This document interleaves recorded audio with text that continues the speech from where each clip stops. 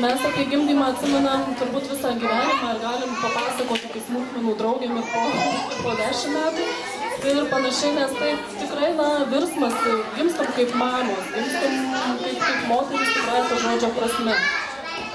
Visos, aš nežinau, kaip jūs pačios jaučiatės, bet matau tikrai nėštukių yra, ar yra, kurios nebijo gimdymo, ar nebijojo gimdyti. Šaunuoliai. Visi, gimdymas be skausmo, pavyzdžiui, irgi viena iš šio vakaro temų. Kaip pagimdyti be to skausmo? Iš kur atsiranda skausmas? Kodėl tai yra ir kodėl mes nekalbam apie tuos 10%, kurios gimdo be skausmo? Su šypsena veide. Aš pati esu pagimdžiusi 4 vaikučius, mano vyriausiam yra 7 šiuo metu, mažiausiai 7 mėnesiai. Ir tuos 3 iš 4 gimdžiau be skausmo. Todėl aš informaciją dalinuosi, ne knyginė, ne kažkur perskaityta, o tiesiog iš savo patirties, ką aš pati dariau, ką aš suvokiau, kaip dariau ir, tiesiog, gal ir jūs pritaikysit savo, tai padės. Gimdymas be skausmo savaime toks tarsi atrodo, kaip anomalija, nes tai nėra įprasta. Ir aš atsimenu, kai aš 3 gimdžiau ir gydytojai užsiminiau, kad man kaip ir neskauda, jinai pasižiūrėjo mane kaip į ligonį ir supratau, kad jeigu aš dar sakysiu, kad man nebeskauda, aš gausiu skatinančių, tiesiog turi skaudėti, kaip tai neskauda, kažkas čia nenormalaus. Ir jeigu tai priimam, kad tai nėra įprasta, kad tai nėra kasdieninis dalykas kiekvienos gimdyvės gyvenime, tai turim suprasti, kad pasiekti, kad tai būtų be skausmo, reikia daryti kažką kitaip, negu daro visos kitos. Kažką mąstyti kitaip, negu mąsto tos, kurios, sakykime, gimdo ir jaučia skausmą. Antrąją mergaitę, kai gimdžiau, man skaudėjo. Ne tiek, kad jau negalėjau ar panašiai, nes visi gimdymai buvo gana greiti, per 4 valandas maždaug. Aš bijojau. Aš antro gimdymo bijojau. Buvau pasigavus kažkokią programą, kad antrą ar sekančius toliau yra, skaudžiau negu pirmą. Nes pirmą, kai gimdžiau, tai man buvo, aš buvau euforijoje, aš labai laukiau, aš pati esu turėjęs 2 širdies operacijas ir man daktaras sakė, kad aš neturėsiu vaikų, negalėsiu jų turėti ir, tiesiog turiu 4 ir džiaugiuosi ir kai aš laukiausi to pirmo, aš labai buvau emociniam pakilime, aš nieko nebijojau ir taip, tiesiog tas visas gimdymas praėjo per tas 4 valandas ir labai negaliu pasakyti, kad kažkas buvo blogai ir skaudėjo ir viskas buvo labai paprasta ir fainai. O po to iš aplinkos pasigavau tokią kaip programą, kuri mane išgąsdino ir pasakė, kad sekantis gimdymas bus skausmingas. Taip ir buvo. Aš padariau išvadas, kad ko mes galvojame, ką mes jaučiame, visą tai labai persiduoda į fizinį kūną.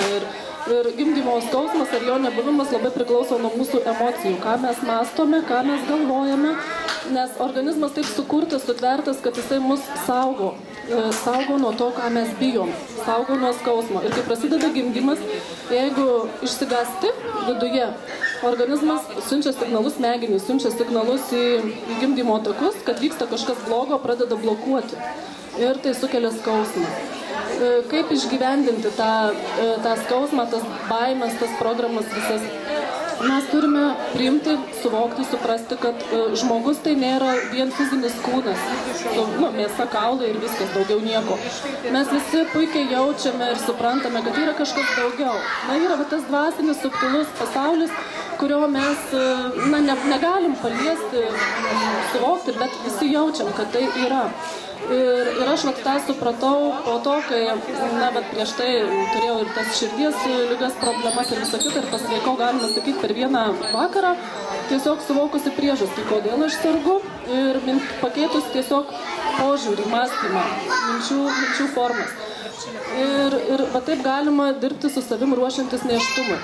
Pradedam lauktis, sakykime, ne tada jau, kai jau pastojam, bet vis tiek pirmiausia ateina mintis, noras. Su vyru pakalbame, pačios pajaučiame, kad jau, norėčiau pastoti, norėčiau turėti vaikelį ar ne. Galima sakyti, nėštumas prasideda tada, kada mes mintimis pradedame šauktis vaikelį ateiti pas mus. Tai tiesiog nuo tada reikia pradėti save stebėti, kokios mintys mane aplanko, kuo daugiau pozityvo į savo gyvenimą įsileisti, kuo daugiau matyti gražius dalykus, atsiriboti nuo tų žmonių, kurie, visko nepatenkinti, viską keikia valdžia bloga, kaimynai blogi, darbo nėra ir visą kitą. Jums to negatyvo šituo periodu tikrai reikia mažiausiai. Reikia stengtis palaikyti savyje tą emociją kuo aukštesnį. Meilė, džiaugsmas, grožis, gėris, tai tikrai turi įtakos, nes nei viena mūsų mintis, emocija niekur nedingsta kažkur, neišgaruoja. Kiekviena mintis įgauna kūną, materializuojasi. Tai kaip mes mąstysim, ką mes galvosim, tą ir turėsim iš esmės. Dabar kaip padaryti, kaip išsivalyti iš tų baimių, iš tų neigiamų emocijų, tų energijų, kurios mus veikia kasdien. Jeigu žiūrėtume į žmogų kaip į indą, arbatos puodelis, ten yra žolelių visokių, kurių mums nereikia, mes galime iškrapštyti tas žolelės, tiesiog išsemti, išimti. Taip ir save, įsivaizduojam kaip indą. Jame yra ir daug gerų puikių dalykų, bet taip pat yra galbūt ir tuo, kuo nesididžiuojam, ir yra tų emocijų, energijų, minčių, kurios tikrai nėra šviesios, gražios, mes ir bijom, ir pavydim, ir pretenzijų turim artimam, ir nepasitenkinimų visokių, ir nepasitikėjimų, ar ne? Visas šitas energetinis fonas neigiamas, jisai mus labai veikia. Ir dabar tiesiog minties formą galima, prašyti, sakyti, kad prašau iš mano esybės, visų lygių laikų ir struktūrų išvesti šitas programas, sakykime, baimės kažkokias, ar ne, neigiamas emocijas, energijas, visą tai neutralizuoti, o vietoj to, kad nebūtų tuščių vietų, aš tada jau prašau, kad man būtų atsiųsta meilė, ramybė, pasitikėjimas, daugybė kitų tų šviesių energijų, kurios reikalingos, kad man būtų, gerai, aš jausčiausi laiminga ir visą tai sudaro tą visą visumą. Dabar kodėl reikia kažkur kažko prašyti? Kaip žemėje yra policija, ten ligoninė, gaisrinė, ar ne? Taip ir tuose subtiliuose energetiniuose lygiuose yra tam tikros, sakykime, tarnybos, kurios mums padeda, nes vis tiek žmogus be tikėjimo, kad kažkas yra, tai labai tikrai tokiam žmogui sunku turbūt gyventi būtų. Ir tada prašom išvalyti, sutvarkyti, atstatyti pažeistas struktūras, jeigu kažkur jau jaučiamės negerai, prastai. Ir tas programas, pagavom kažkokią programą, sakykime, mama pasako, oi vaikeli, aš sunkiai gimdžiau, tai jau ir tu turbūt sunkiai gimdysi, ar kažkas panašaus būna tos programos iš visuomenės, iš išorės mums suformuotos, paleistos, ir mes su tuo turim tada gyventi, tvarkytis ir taip ir tvarkomės. Tiesiog prašom iš mūsų esybės visų lygių laikų ir struktūrų išvesti tas programas, išvesti tas neigiamas emocijas, energijas, jas neutralizuoti, o vietoj to tada atsiųsti tų dieviškų energijų, kurių man šiuo metu reikia pagal tą mano situaciją, kuri yra reikalinga, ar ne? Ir jeigu jau, pavyzdžiui, laukiesi jau ten į pabaigą nėštumas, bet pati pradžia galbūt buvo sunki, gal nepasitikėjot savim, gal abejojot, gal buvo mintis, kad gal nelaikas dar, gal per anksti, gal aš čia nepasiruošus. Visos tos abejonės, baimės, jos irgi daro tam tikras pasekmės yra viso to.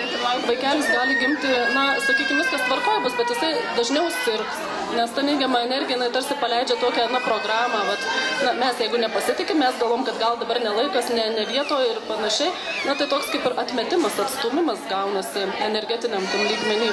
Tai kad viso to nebūtų, tiesiog tada prašom neutralizuoti, anuliuoti visas tas paleistas neigiamas mintis, kad būtų pašalintos pasekmės ir pasekmių pasekmės. Tada visą tai, ką mes pagalvojom, pamastėm negero, bus neutralizuota, nebeteks prasmės ir neturės pasekmių. Ir vaikelis tada turės galimybę gimti be tų uždėtų kažkokių programų, tų neigiamų emocijų, energijų, kurios daro įtaką, daro poveikį. Jeigu, pavyzdžiui, jūs pačios jaučiat, kad yra žmonės, kurie, sakykime, ateina į konsultaciją, sako, aš jaučiu, kad man sunku gyventi, nes, mama, kai laukėsi, manęs nenorėjo. Ir tai daro, yra pasekmės, ar ne, gyvenime yra sunku tokiam žmogui. Tiesiog galima mintimis grįžti laike atgal į tą momentą, sakykime, kada jūsų laukėsi, ar ne, ir tiesiog paprašyti pašalinti pasekmes, pasiekmių pasekmes, atleisti mamai, jeigu ten neabejojo, nepasitikėjo ir panašiai. Ir iš tikrųjų pradeda jaustis tas toks palengvėjimas, pagerėjimas ir visa kita. Toliau pats tas nėštumo periodas, jau apie fizinį lygmenį jau nekalbu, kad ten vengti alkoholio ar rūkymo ir visą kitą, tiesiog tai yra savaime suprantami dalykai. Ir yra toks ryšys, tarsi ryšio atstatymas su aplinka. Mes esam gamtos dalis, organizmai gyvi, ar ne? Ir yra gamtos įstatymai, kaip ir valstybės įstatymai, ar ne? Mes juos nesvarbu žinom ar nežinom, bet jie veikia, galioja ir jeigu mes juos pažeidžiam, yra tam tikros pasekmės, ar ne? Tai lygiai taip pat ir su visatos, tais gamtos įstatymais. Na, sakykime, ten traukos dėsnis veikia visoje planetoje, kiekvienam taške 24 valandas per parą, ar ne? Ir nesvarbu, mes žinom tai ar nežinom, bet tai veikia. Lygiai taip pat ir visi kiti gamtos visatos įstatymai, jie veikia, galioja, nepriklausomai nuo to, ar mes jais tikim, ar apie tai numanom, ar ne. Todėl, kuo mes daugiau būsim susipriešinę su aplinka, tuo, toks atmetimas tarsi ir gausis tos aplinkos, nes aplinka mus atmes. Reikia pajausti ryšį su ta pačia motulė žeme, su gamta, su tuo, kas mus supa, su žmonėmis, stengtis kuo mažiau turėti tokių barjerų, ribų, tokių blokų nusistatymų prieš kitus žmonės, prieš aplinkinius. Ten gal yra kokia kaimynė keistesnė, tiek to, turi būti. Tuo nėštumo periodu reikia stengtis išlaikyti kuo daugiau meilės širdyje. Meilės viskam, tiesiog susilieti su tą aplinką. Eini ir jauti, kad viskas yra sava, niekas tau blogo nelinki, niekam tu blogo nelinki. Visi, tiesiog, jeigu ir yra tikrai kažkur kažkas blogo, tuo metu įsivaizduoti ar kažkaip, kad tam yra priežastis. Kaip sakau, jeigu yra kažkoks žmogus aplinkoje, kuris ar kenkia kažkaip, ar ten elgiasi ne taip, kaip mes norim, ne taip, kaip mums primtina, tai yra, jis kažką mus mokino. Mes išmoktume tą pamoką, suprastume, ką jisai mane mokino ir jo elgesys pasikeistų savaime. Nes, sakykime, kaip irgi buvo situacija, moteris sako, draugė pas mane vis vėluoja ir vėluoja, susitarim susitikti, o jinai vėluoja. Ir jau man sako, jau nervai nelaiko, kiek galima, taip negerbė ir manęs, ir mano laiko, ir jau aš nepasitikiu, žinai. Tai sakau, o ką tau tai sako, šitą situaciją, ką tave mokina? Per save žiūrėk, ar tu viską darai laiku, kaip pati nusprendi, ar gal pati atidėlioji kažkokius savo reikalus, veiksmus, gal nepadarai laiku, ką nusimatai, gal atmestinai irgi žiūri kažką, bet savo gyvenime tiesiog. Ir jinai sako, taip, yra tokių darbų, kur vis atidėlioja ir sako, paskui ryto, ir man sako, jie velkasi, nes man sunku, žinau, kad aš jų nepadariau, man blogai.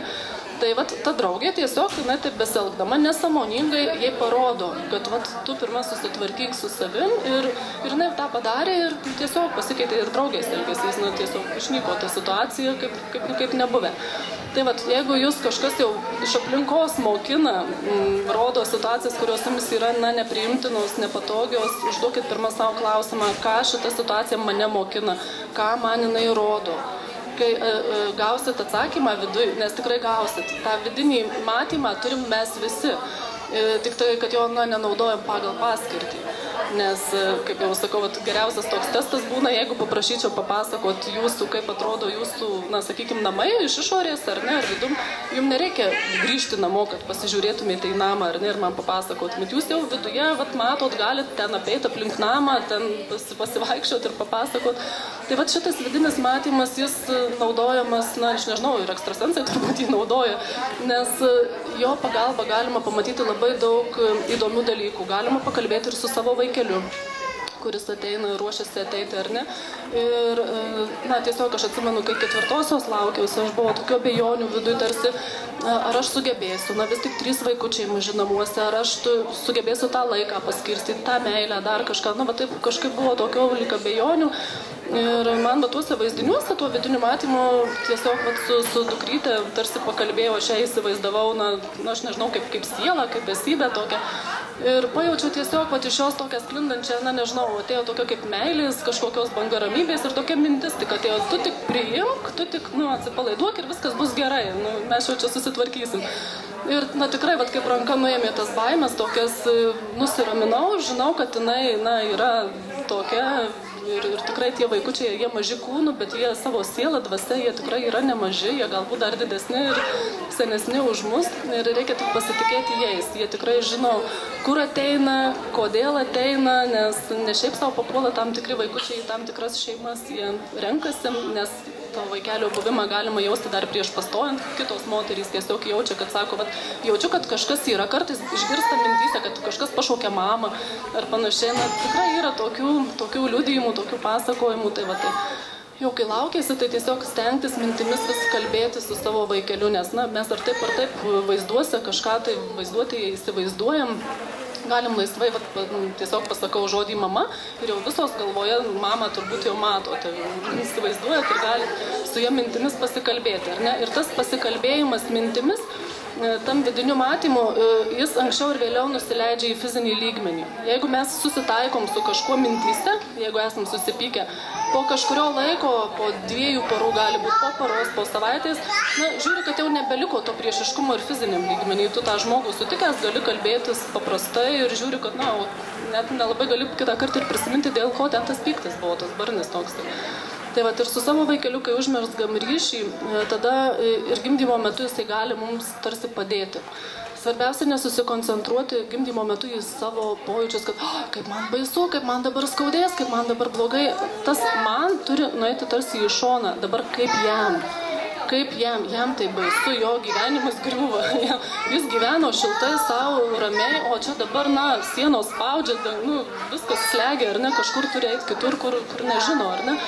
Tai galvoti apie jį, aišku, ten fiziškai iškvėpuoti, nusiraminti, kuo mažiau tų baimių. Tik pajaučiam baimę iš karto mintyse, prašau visas baimės ten išvalyti, išvesti iš manęs, ar ne, pakeisti į ramybę, į tokią drąsą galbūt, ar ne. Ir taip pastoviai save stebėti, kvėpuoti, įkvepi giliai, iškvepiant, nuleidi tą ramybę, iškvepiant į apačią, kad pajaustum, kad atsipalaiduoja viskas tarsi. Iškvepi ir jau palengvėjo, atsileido ten viskas. Ir vaizduos įsivaizduoju, kaip atsileidžia ten, atsiskleidžia kažkas. Taip viskas ir vyksta, nes sakau, jeigu baimės pradės lysti, smegenys pradės blokuoti gimdymo takus tiesiog, kad apsaugotų organizmą nuo tos pačios priežasties, dėl ko mes bijom. Tai ir tada, reikia įsivaizduoti vėlgi, kad tas nėštumas, gimdymas nėra toks paprastas, vien tik fizinis veiksmas kažkoks, ar ne? Tai tuo metu veikia daugybė energijų, daugybė visokių vyksta procesų. Tiek mamos energetiniam lauke, tiek to vaikelio energetiniam lauke. Galima tiesiog prašyti pagalbos, aukštesnių tų jėgų, kurios yra, kad padėtų sklandžiai pereiti tą gimdymo visą procesą, kad padėtų sklandžiai be skausmo sutikti vaikelį, ar ne? Ir iš tikrųjų taip ir yra. Kaip sako, kuo tiki, taip ir bus, nes aš, sakykime, 4 mergytę, kai gimdžiau, taip sąmoningai, tai aš pati nuvairavau patikrinimui į priėmimą, į ligoninę buvom susitarę su gydytoja. Jinai pasižiūrėjo, sako, tai kad jau 6 centimetrai, sako, važiuojam į gimdyklą jau, tai kadangi aš nuo Kalvarijos, nuo Marijampolės, aš norėjau gimdyti Kaune, krikščioniškuose, tai pasiskambinau vyrui, sakau, mes važiuosim, tai kur jūs, sako, važiuosit, 6 centimetrai atsidarimas, nieko, sakau, spėsim. Ir mes atvažiavom iki Kauno, buvo toks vienas tarsi pilvo sutraukimas į tą laiką, Kaune jau patikrino buvo 8 centimetrai. Ir ten, kol supildė tuos dokumentus, aš praktiškai ir pasigimdžiau. Taip yra, iš tikrųjų, viskas, viso gimdymo esmė yra mūsų galvose ir širdyse.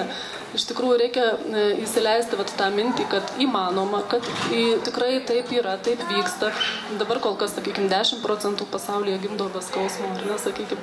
Bet orientuojasi visi kažkaip į tuos 90, kur visiems visoms skauda. Bet kodėl nepatyrinėjama, nepasigilinama, o ką darė tos moterys, kaip galvojo, kaip mąstė, tos, kuriuom neskaudėjo. Ir tada tuos atsakymus galima rasti iš tikrųjų. Nes, vėlgi, kaip sakau, tas pajautimas, kad esi ne vienas, labai padeda pačio gimdymo metu. Kai supranti, kad yra tos tarnybos kažkokios dieviškos, kurios mums padeda, tai yra super, iš tikrųjų, ta pagalba tokia, nes, kodėl aš kalbu apie tai, kad tai yra, ar ne, tai nėra, kad aš kažką sugalvojau, nes aš atsimenu, kai turėjau širdies ritmo sutrikimus mažą ir buvo priepuolio, vieno didelio priepuolio metu, turėjau tokią kaip ir patirtį, tai buvo ne koma, o, nežinau, aš labiau jaučiausi kažkur ten kitur, negu kad fiziniam kūne.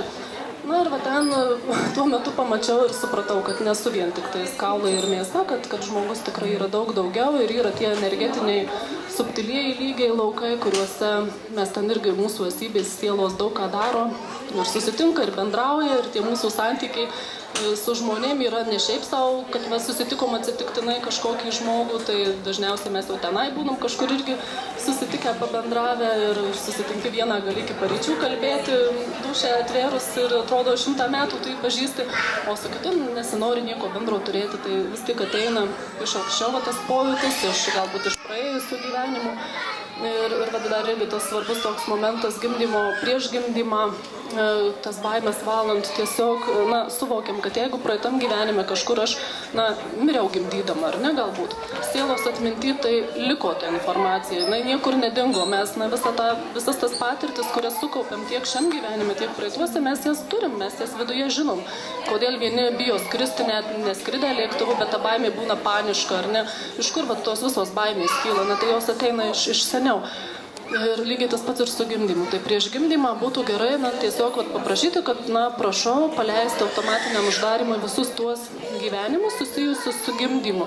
Gal buvo sunkus gimdymas kažkoks, gal ten, kaip minėjau, miriau.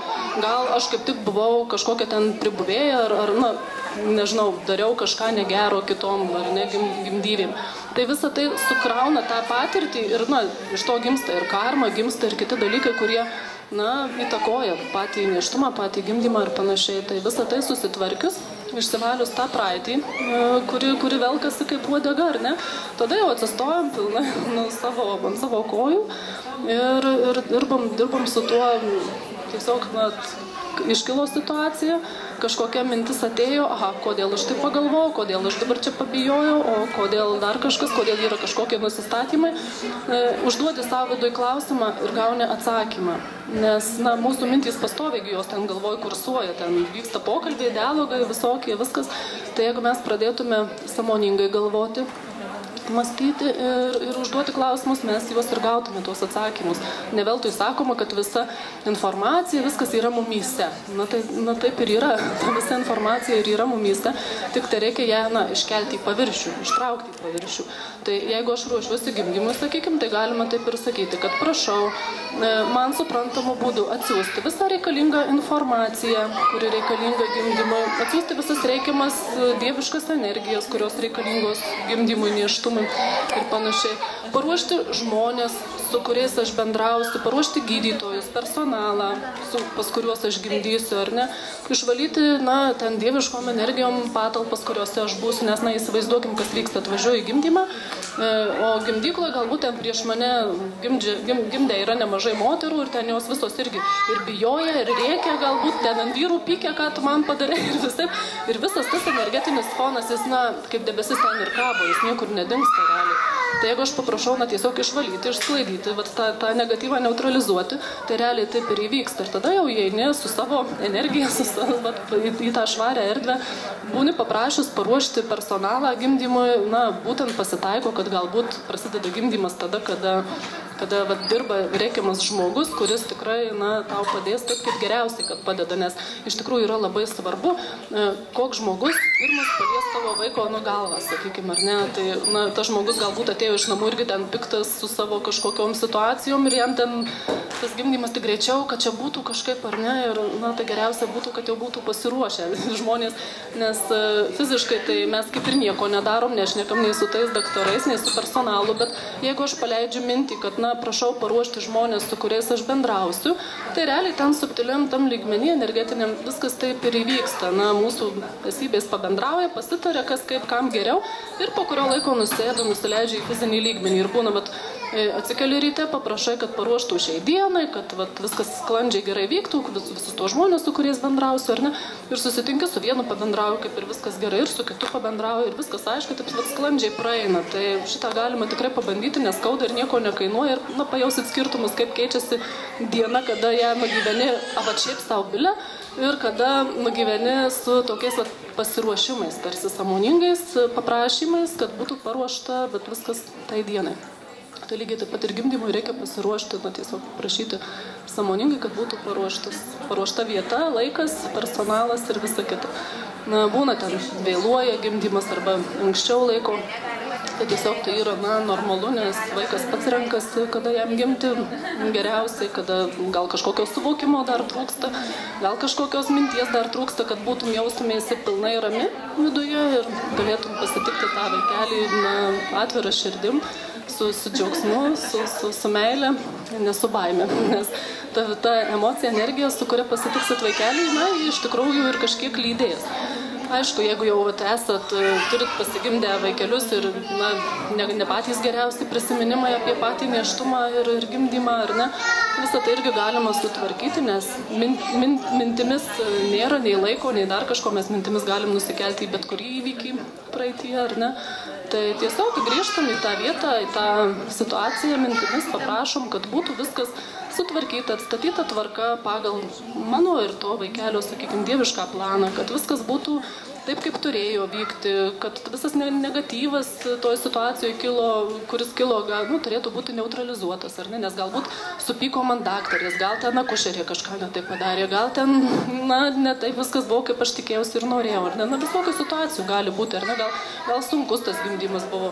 Tai tiesiog ir prašom, kad būtų viskas atstatyta, tvarka visa, tie negatyvai visi neutralizuoti ir kam reikia, jeigu reikia nusiųsti energetinių kompensacijų, galim paprašyti, tų dieviškų energijų, gal ten vaikučiai buvo sunku labai, ar ne, tai tiesiog įsivaizduom, kaip mes jį nuraminam ten ir, tas visas negatyvas jau taip kaip ir nebeturi prasmės, nebetenka prasmės, nebedaro pasiekmių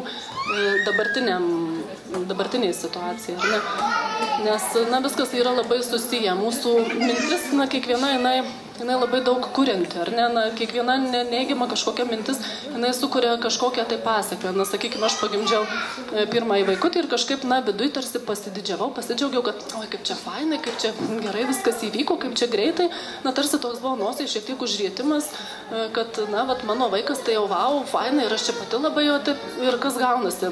Per tokį, negatyvą, puikavimąsi, didžiavimąsi kažkokį, per bet kokią neigiamą emociją atsidaro praėjimai, kada mums tada gali būti, pasekmės tam tikros, ar ne. Mano sūnus tada pradėjo labai, sirgti tiesiog, su imunitetu pasidarė tokios tam problemos, reikėjo grąžintis paskui atgal jo tą imunitetą. Galima įsivaizduoti, kaip pasakoja, tiesiog kaip vaizduoti, imunitetas užsigavo, ar ne, išėjo, ir tada reikia susigrąžinti, kad nebūtų tų pasiekmių tiesiog, susigrąžinė ir vaikas vėl sveikas. Tai gali atrodyti tai kaip žaidimas kažkoks, kaip fantazijos, kaip kūryba, vadinkit kaip norit, bet, kaip sakau, jeigu tai veikia, jeigu tai padeda, tai aš ir toliau galvosiu, fantazuosiu ir panašiai, bet tai tiesiog tikrai padeda. Ir vėliau, vis tiek, jeigu pradedi save stebėti, savo mintis, tuos vaizdinius, kurie kyla galvoje, jeigu mes jų nepamirštame, nepaleidžiame, nepraleidžiame pro akis, tai galima tikrai daug informacijos gauti, ko trūksta, kame reikalas, gal kažkas negerai, gal vaikeliui kažko trūksta, kažkokios energijos tiesiog vystymuisi, ar ne, ir panašiai. Nes, man yra tekę, turėjau ir negimdinį vieną nėštumą, 12 savaitę baigėsi, jisai teko išvalyti, tiesiog sustojo vystymasis. Tai aš paskui ieškojau atsakymų, kodėl man buvo tokia patirtis ir ką jinai man turėjo parodyti, ką aš turėjau išmokti, ką aš negerai galbūt padariau, nes buvo toks ir kaltinimas, tarsi, ką aš čia padariau, kodėl man taip, už ką man taip, po to susitaikai su tuo, viskas ten tvarko. Tiesiog atėjo atsakymai, kad aš ne su tom energijom laukiau to vaikelių. Aš maščiau protus, skaičiavau, dabar jau pirmas gimė, tada reikia man pastoti tada, kad pagimdyčiau tada aš išeisiu ant to pačio biletenio į dekretą vėl. Buvo vien išskaičiavimas kažkoks nenormalus, kažkoks, tai per protą, bet ne per širdį viską dariau. Ir į tą vaikelį tarsi projektavau savo kažkokius lūkesčius, kad jis ten kažką padės man išspręsti, gal ten santykius kažkaip pakeis, gal ten dar kažką padarys. Negalima taip daryti, negalima mažam vaikučiui užkrauti tokių didelių atsakomybių, kad jis ten sulipdys šeimą, kad jis ten išspręs kažkokias problemas, kad man palengvins, kad čia gal ryšį kažkokį atstatys ar su vyru, ar su kažkuo. Jis per mažas tokiom problemom spręsti. Šitas problemas turim pirmiausia išsispręsti mes patys, suaugę, ir tik tada kviestis vaikutį į savo šeimą, kada jau viskas ten tvarkoji, paruošta, išpuošta ir santykiai daugmaž normalūs, nes, na, priešingų atveju, nu, tai taip, bus pasiekmės, bus situacijos, kurios mus kažką mokins. Nesakau, kad ten bus vaikučiai prarasti ar kažkaip, bet tai gali būti ir, nu, na, mūsų emocijos jos labai veikia aplinką, kada yra ryšys su vaiku, to ryšio mamos, na, nieks negali paneigti, ar ne? Jeigu mama pikta, suirzus, liūdna, na, vaikelis gali, slogios mintys puola mama, ne? Čia nieks manęs nemyli, žiūrėk, vaikelis irgi jau sloguoja. Na, ta energija tiesiog jinai teka tais ryšiais, tais kanalais ir yra pasiekmės, ar ne, arba ten pyktis. Na, pyktai degina temperatūrą organizme. Tai vat, labai dėl to svarbu yra dirbti su savim, valytis ir tvarkytis, vat, iš savęs išvedinėti tas neigiamas emocijas, energijas, suprasti savo veiksmų kažkokias priežastis, kodėl aš taip elgiuosi, kodėl aš taip sakau, kodėl aš taip darau, ar čia gero norėdama, vedama, sakykime, tų šviesių minčių, ar jau čia iš kažkokių tamsesnių, blogesnių. Tai vat, visa tai yra labai svarbu, nes visa tai sudaro visumą. Nėra vieno tokio recepto, kad vat, daryk taip ir tu pagimdysi čia be skausmo sklandžiai. Tai yra bendras toks sąmoningumas, bendras darbas su savim. Pirmiausia su savim, vat, valymasis nuo tų neigiamų energijų, to ryšių atstatymas su artimaisiais. Jeigu esam ten susipykę su tėvais, nebendraujam, na, bent jau mintimis atleisti jiems ar atsiprašyti ar kažkaip, kad tai būtų, bet išsivalyti aplinką, kurioje esi pati su tuo vaikučiu. Plius tai yra labai nuostabus tas dviširdystės periodas. Vienam kūne dvi širdelės plaka, ar ne? Ir mamos vienu ritmu, vaikelio kitu ritmu.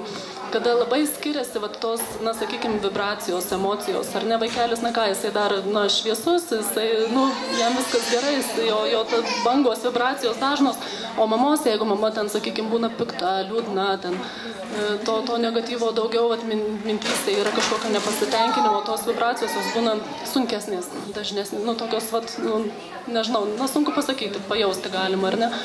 Tada va, tas didelis nesuderinamumas irgi gali iššaukti sunkesnį gimdymą. Tai va, jeigu mintyse tada paprašom tiesiog sureguliuoti tuos energijų srautus, sureguliuoti mano ir vaikelio dažnį tų energijų, kažkokių va, emocijų, ar ne, tai jau irgi daug padeda tam va, lengvesniam, sklandžesniam nėštumui ir pačiam gimdymui. Tai va, tai ar yra dar gal kokių klausimų iš viso to, ką pasakojau, gal tiesiog, ne. Viskas aišku, kaip ir. Tai vat, ir kai va, tai pasiruoši, sąmoningai supranti, tai, kaip sakiau, kaip jau minėjau, viskas tada keičiasi, viskas į gerą. Ir pradėti, aišku, iš anksčiau ruoštis, permastyti, jeigu abejojat, nežinot, kurio ligoninėje gimdyti. Nu, tiesiog, prašau man tada suprantamų būdų atsiųsti informaciją, atsakymą, kur man tai daryti, ar ne? Galbūt ten, nežinau, kažkoks skelbimas pasirodys po akim, gal kažkas paminės kažkokią ligoninę. Na, tiesiog atkreipti tada jau dėmesį į signalus kažkokius išorės ženklus, jeigu pačiai vat, mintis kažkokia neteina tiesiai atsakymas, kad vat, ten ir ten, tada tiesiog stebėti aplinką gal. Ir vat, visi tokie klausimai gali būti taip išspręsti iš vidaus, iš širdies, nes ne veltui yra sakoma, klausyk savo širdies, joje yra visi atsakymai. Tai nurimti, nesiblaškyti, nepulti į paniką, nes dažnai būna prisiskaitom, prisirenkam informacijos ir paskui apsinuodinėm tą informaciją. Sunku atsirinkti, o kaip geriau, kur geriau ten. Visų kitų patirtys, tai yra jų patirtys. Reikia žiūrėti, o ką aš galiu pati vat, per save, kur tas mano kelias. Kitu keliu eiti lengva, pramintų tą keliu, bet klausimas, ar jis veda ten, kur man reikia. Tai geriausia praminti tą savo tą kelią, žiūrėti, o ką aš galiu su savim padaryti, o kaip aš galiu padaryti, kaip pakeisti, kaip nusiraminti ir visą tai daryti. Ir, na, tikrai, manau, rezultatais pasidžiaugsit dar ne vienerius metus ir po gimdymo ir su malonumu pasakosit vaikams ir sakysit, kad, na, kai klaus, ar mamytė labai skaudėjo, kaip manęs, kad paklausė, nu, nesakau, žinok, neskaudėjo, nes būna jau didesnis, pamato ten per televizorių rodo, ten kartais pagauna kokį kadrą, kad jau gimdo moteris ir ten būna labai blogai. Tai jisai išsigandęs, mamytė, tau irgi taip buvo. Nu, nesakau, man taip nebuvo kažkaip. Tai aš labai norėčiau, kad nu, kuo daugiau moterų galėtų pasidžiaugti tuo gimdymu be skausmo, sklandžiu, greitu, paprastu, tokiu, kad tai būtų tikrai vat, gimdymas su šypsena. ir paliktų kuo mažiau neigiamų, nes tikrai yra atveju, kada kalbi ir sako, oi ne, jau aš tai daugiau negimdysiu gyvenime, jau sako viskas. Tai irgi programa. Tu pamirši, praeis metai, 2, norėsi pastoti, o paskui, gali ir nepavykti pastoti. Būna tikrai daug situacijų, kada sveiki žmonės išsitarė, viskas tvarkoj, fiziškai tvarkoj, o vaikelio prisišaukti nepavyksta kažkodėl, ar ne? Na tai tiesiog tai būna dėl tų pačių programų, kada savo kažkada galbūt pasakė, kol nebus namo, tai ir vaiko nebus, arba ten, kol nebus tam tikrų sąlygų, tai irgi nėra čia ko vaikų turėti. Tiesiog gali būti, pavyzdžiui, pedantizmas didelis, ar ne, ten turi būti jau viskas čiki, na tai tikrai vaikam ne vieta tokioje aplinkoje. Ir kol jie nepakeis savyje, smegenyse to mąstymo, to požiūrio, tol vaikeliui tikrai gali būti sunku ateiti į tokią šeimą. Arba, jau tos programos, kada kol namo neturėsiu vaikų, kol jau daugiau tai gyvenime negimdysiu, nes čia buvo baisu, ar ne, taip.